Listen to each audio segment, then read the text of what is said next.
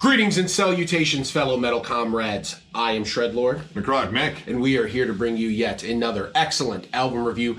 This time it is by German thrash legends Kreator. Hate über alles. This comes out on the 10th of June on Nuclear Blast Records.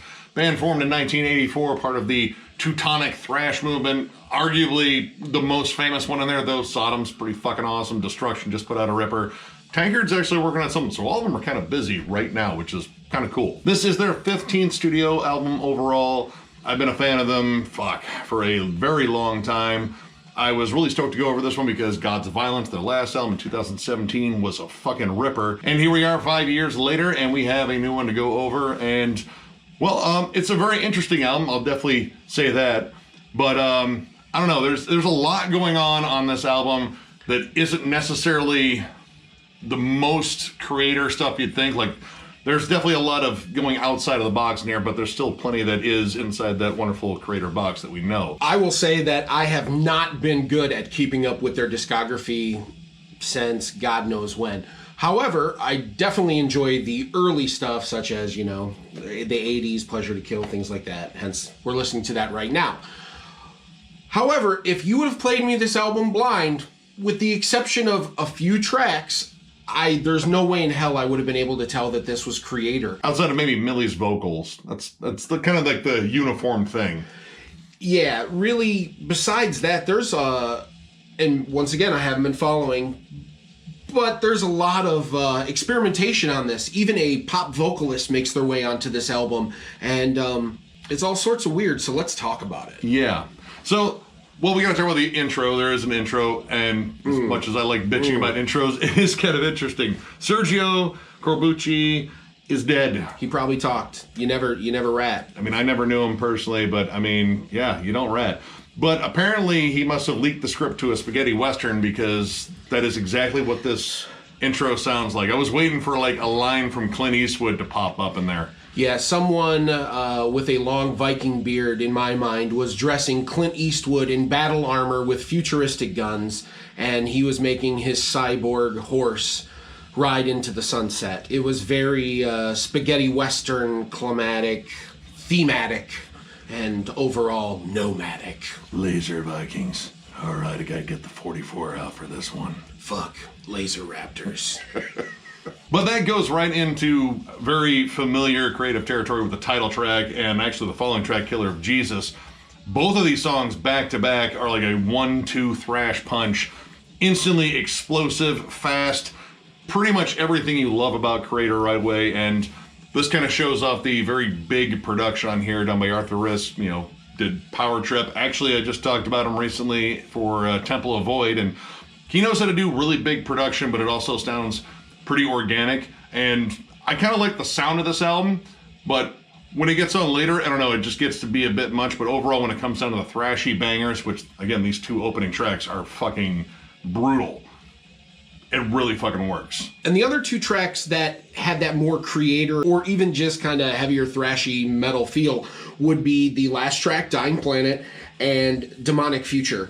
With Demonic Future, it is the first song in about 4 or 5 songs that really bring just those thrashy riffs back, and the double kicks, the way they blend together in delicious harmony, and it's awesome. Only took 5 songs to get us back there, but we got back there. And there's a lot of good riffs all throughout. It's almost like a lot of riff salad going on. Yeah, and pulling from different camps. Like, of course, you have stuff that sounds instantly like Kreator. In Killer of Jesus, there's even some cool like melodic death metal-ish riffs, kind of reminiscent of like Violent Revolution. And then on Dying Planet, it gets flat out like dark, gothic kind of sinister. There's even some blackened tremolos in it. Doomy. It is. It's a bleak, slow, kind of lumbering song with a good breakdown sort of verse on it. It's just a very nasty, dark sound. And honestly, the mood on that song is almost kind of isolated. Yes. Because when you compare it to the bulk of those songs, like the thrashy bangers, generally just way more aggressive and in your face. But then there's a lot of material in here that just goes for the fucking anthemic on like every chorus. And while I like that, it kind of got a little repetitive, mostly towards the middle of the album. Yeah, it gets a little dull. A lot of these choruses didn't seem to be anything but just kind of slamming on a few chords while the gang vocals tried to build the drama and the excitement, you know, like, yeah. And it worked once or twice maybe, but not for the entire album. Most of these choruses feel very interchangeable, we thought. Nick brought that up when we were discussing it. He said, you know, a lot of these sound like they could just be kind of mixed and matched. And he's absolutely right, because it feels like a lot of these choruses throughout the album are written with the exact same formula. Yeah. And, you know, you pretty much have, again, those big open chords, kind of just shouting the song title, which happens a lot on here. Even on some of the songs I really like, that is kind of a thing where they just kind of shout the song title. Whatever. But when you have kind of that same vibe on every chorus, you could just interchange that in a song, and it's like, all right, just shout this title now, and it works. It's kind of just interchangeable because all of them kind of had those tropes. Like, even throw on a nice, like, Iron Maiden style, like, lead on top of that and some lead harmonies. You know, they're good, but again, like, I feel like the formula gets repeated so much, and it's towards the middle of the album. Like, early, middle, and part of the end, like, it really just kind of locks on that formula and does not fucking let go. The other thing that I find happens in the middle is it becomes an old school tribute album, if you will. Yeah. Most of the songs in the middle feel very much like throwbacks to bands like Killer's era Iron Maiden, Judas Priest, the Scorpions, things like that. It becomes, it's still heavy, but it's way laid back and almost 80s kind of mid-tempo, and once again, it is so retro to me that it just feels like it was a purposeful throwback in a lot of these songs, you know, with them experimenting. With the exception of Midnight Sun, the track that has the German pop singer in it, the blend is something that I feel like we've all heard before. Yeah. It's that Beauty and the Beast thing, right? You've heard the female vocal with the harsh heavy, male vocal. Yeah, and it's cool, and it can continue to be cool. I'm not hating on it. But where it rubbed me wrong was, it rubbed me wrong in one section and it rubbed him wrong in another. When her vocals were isolated, I understand that it was going to be creepy, but there is so much reverb and effects on her voice that it just sounds like a bad audio clip slapped on top of this beautiful production. And you thought... Well, all right, my issue too, like, when it was in that one section, I was like, okay, it's intended to be haunting, and yeah, there's definitely way too much reverb on it, but it kind of works for the vibe. But when it comes down to the chorus is both of them singing the chorus, and her washed out reverb vocals kind of wash out Millie too. And, you know, Millie's just kind of barking along, she's singing, and it just doesn't match up. And what really sucks is I like the riffs on that song, especially. Like, they're machine gun fire, but they choose to go with a more groovy approach, and I just kind of like that vibe. But the chorus is just a big misfire for me. Like, it just does not gel, and part of it is due to the production, and part of it is just, I don't know, like, their voices just don't match up very well. And where it gets to, like, peak cheesiness, and, you know, I love throwbacks. I was talking to Shred that I was listening to old Scorpions the other night. But, man, all right, the song Crush the Tyrants is, I feel like, literally been written a million times by 1,000 different bands. And it's just sort of this, like, you know, generic old school 80s fist pumper. Like, the novelty's kind of fun, but overall the song is just kind of there. Like, it sounds like Kreator's covering Manowar, or Kreator's covering Manowar covering Judas Priest. Like, it's such... Yeah, it's just, like, locked on that sound, but it isn't like, you know, one of the more, like, lavish songs by either one of those bands. It just feels like kind of just like, yeah, this is kind of a maybe too heavy for an arena rocker song, but I don't know, like, that song, and that comes kind of early on the album, too. Like, this is one I would say, like, hey, maybe put towards the middle, but it's the fourth track in. And, you know, the intro doesn't really count because intros don't count. The song just kind of slams on the brakes on an open highway because the song before it is Killer of Jesus, and that song fucking rips. So, pacing issues, and, I don't know, a little bit too much worship and tribute. I think that song kind of sounds like a B-side re-recorded to Priest's Point of Entry. It's very just kind of like old school heavy metal. And once again, it's just not something I ever expected to hear on a Kreator album, so it was definitely a shock. The other two songs that gave me a shock were Conquer and Destroy, and pride comes before the fall.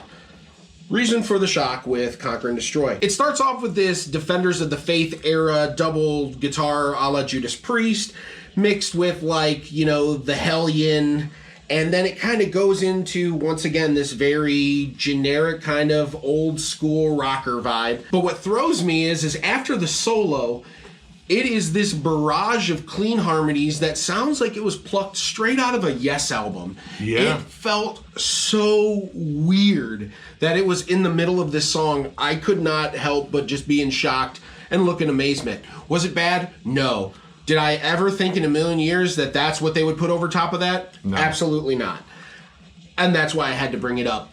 Once again, very beautiful and melodic, and kudos to them for bringing something a little different when it comes to the vocal delivery on this, because a lot of the vocal delivery, I feel like, on this album is very much the same. But wow, this was a weird extreme. Yeah, the shift is like, man, very jarring. Like, you'd almost kind of want like a bit of a teaser, like they do on Pride Comes for the Fall, which they tease the clean vocals and they do reappear, but at the same time, you're like, man, I don't know, like, I kind of just, at this point in the album, since there hasn't been a lot of thrashy barn burners, I kind of want just some thrashy barn burners at this point. But Pride Comes for the Fall, kind of the same issue there, like just trying to do maybe just too much. You know, I think, honestly, the songs in here that stood out the most to me were where they were just barreling straight ahead at light speed, much like you kind of expect from Kreator. And I think that's where they're at their strongest. Not that, as though they shouldn't experiment and try to expand their sound at all. It's just when they did, you get kind of a mixed bag of results there. And from what I understand, the 2 or 3 previous albums to this, while I have not heard them, I've heard nothing but good things about them, and the fact that they've added some different elements. So in my mind, this album is basically just another album where they're going to give something a shot, and it either works or it doesn't. And because music's subjective, it's going to work for some of you, it's going to work for not some of you. Yeah, I mean, that's pretty much it. And I mean, I like the fact that he's willing to experiment with different sounds. I like the fact that he's throwing in nods to, you know, stuff that he got into. But at the same time, I kind of wanted just a nice, fast, thrashy Kreator album. Like, that's always what the doctor ordered, at least for me. But this one delivered kind of a mixed bag. So overall, I'm going to give it 3 stars. I still think it's good. It's just kind of all over the place. Like, this may require even more listens to really fully grasp. But I think the pacing of it really hurts because you have those thrashy openers and then you kind of get into this experimental middle where they're kind of doing a lot of worship and tribute. Like, I like the bands that are worshiping and tributing, but at the same time, it's like, man, I could really use some stuff that sounded like Kreator playing Kreator at this point.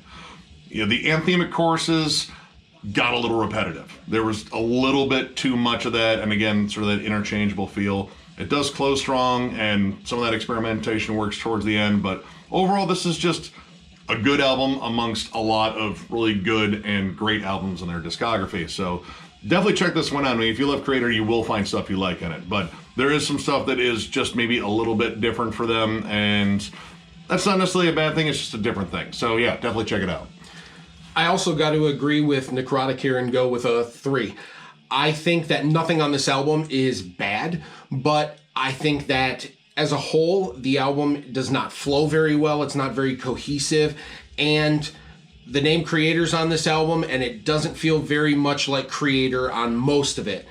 Once again, it is what it is. However, I will say this to my point. You don't go to a horror movie and they spend more time talking and focusing on the cheesy teenagers making out than they do the actual killing. If it says Friday the 13th on it, I need to see someone getting murdered. You can throw other things in the movie, and that's totally cool. However, the element of main course better be the slashing. And because that wasn't the main element in this album, I got to go with a 3 out of 5. Not a bad album. However, it could have taken steps to be a little bit more cohesive and maybe a little more thought out when it came to their choruses and a little bit of the songwriting. But I digress. Kreator is still one of the OGs of German thrash metal and deserve all the love and respect in the world, despite my opinion. So if you enjoyed this review, please hit the like and subscribe if you haven't already. If you're not subscribed to our channel, you absolutely should, because we're a couple of swell guys and we like doing swell things for swell people like you. We are also on Patreon. If you'd like to help us out there, there'll be a link down below. We do have a little post going on there for Ask Us Anything. we need some more questions. And remind you guys, it's Ask Us Anything. So nothing's off the table. Nothing's off the table. We're weird again, and not shy. Not shy at all. This guy's shown everyone his butthole. So multiple times. Multiple times. I am not afraid. Look at me. I only wish he was afraid. But yeah, hit us up with more questions on there, and we'll do something like probably towards the end of the month or early next month and throw that out there. But yeah, if you'd like to help us out on Patreon, click that link down below. Also, if you want to be doused in some cool Thralls of Metal thread, sorry, mine's a little dirty because I've done some work in it. Working overtime, working on the weekend, Loverboy style, except for minus the Loverboy. But anyway, we have our thrallsofmetal.com website, and if you would like to fancy yourself via your mobile cellular device or laptop or whatever top you have, you just get your ass onto thrallsofmetal.com, find the shop, you will get a shirt, it will be awesome, we will appreciate it, you will have swag, and all will be good.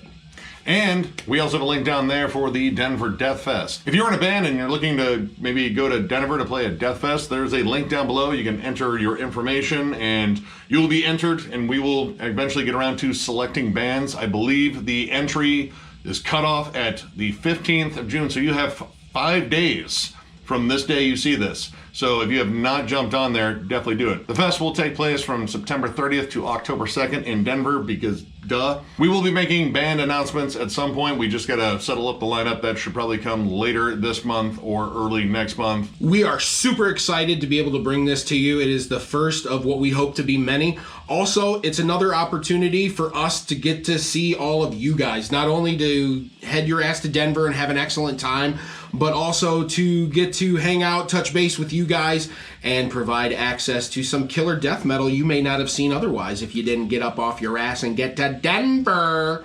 But I digress. It's going to be awesome. And once again, if you're in a band that thinks you should be playing the Denver Death Fest, please get your submissions in ASAP because you only have 5 days to do so. Now, because I'm tired of rambling on talking, I'm going to get the hell out of here. We love you. We miss you. I miss you already. I haven't even stopped talking and I miss you already. Dating game kiss. Mwah, from me to you. And we'll catch you later.